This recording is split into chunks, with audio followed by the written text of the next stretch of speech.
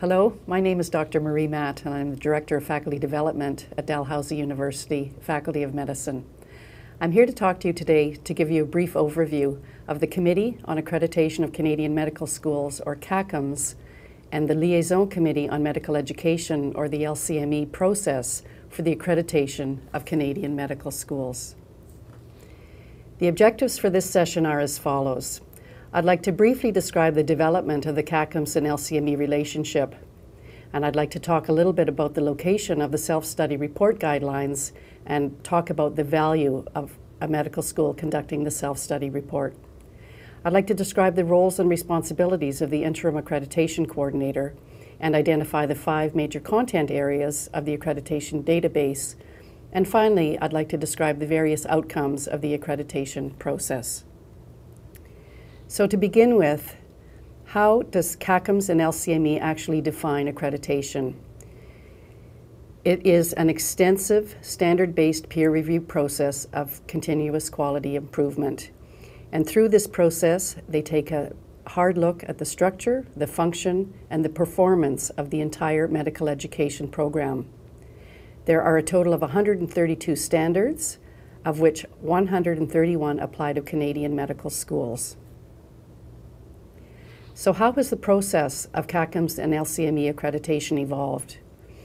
In the early 1940s, the Liaison Committee on Medical Education, or the LCME, was formed by 2 parent organizations, the AAMC, or the American Association of Medical Colleges, and the AMA, or the American Medical Association. Shortly after, the Association of Canadian Medical Colleges, or the ACMC, was formed, and it was their job to review Canadian medical schools. However, in 1952, Canadian medical schools began to be reviewed by the LCME, and that process continued until 1979. But at that time, the Committee on Accreditation of Canadian Medical Schools, or CACMS, was formed by 2 parent organizations, namely the Canadian Medical Association and the Association of Canadian Medical Colleges. And since 1979, CACMS and LCME are both responsible for the accrediting of Canadian and U.S. medical schools. Both committees meet 3 times a year separately within 2 weeks of each other. Only once every 3 years do the 2 committees get together to have a joint meeting. There are CACMS representatives on the LCME committee and LCME representatives on the CACMS committee.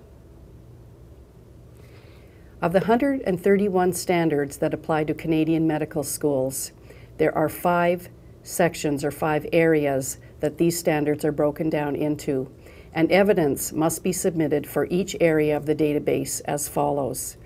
The first area has to do with the institutional standards, or the IS section of the database, of which 16 standards apply.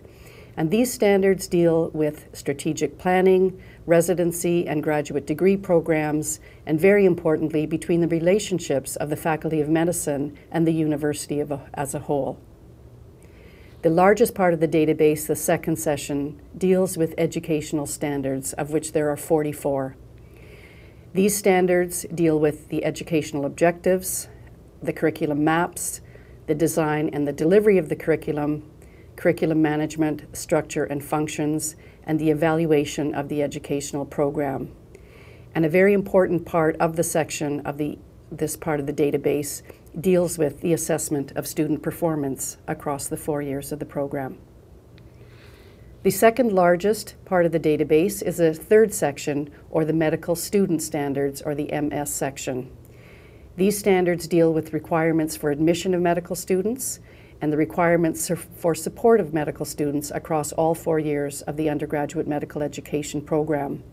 And as Canadian medical schools move into a more distributed model of education, the medical student standards dealing with support of students become very important.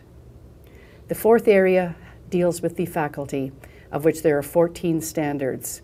So who are the faculty? How many are there? Which appointments do they have, and what roles do they play in the design and the development of the curriculum? In addition, the medical school must supply evidence that they support faculty in all the roles that they play in the undergraduate program. And finally, the last section deals with educational resources. There are 12 ER standards dealing with the physical space, clinical facilities available to students, libraries, and certainly resources like information technology and informatics that support teaching and learning activities of the school. So what are the possible findings? Part of the accreditation process is a review of the database sent to the LCME and CACM survey team in advance of the survey team visit. During the visit, the survey team interviews faculty, students, staff, and administration of the medical school to gather more data for their final report. They examine each standard, and there are 4 possible findings that they can establish for each standard outlined. The first possible finding is in compliance, indicating that the school has supplied enough evidence that the team feels they have met or achieved the standard. The second possible finding is non-compliance.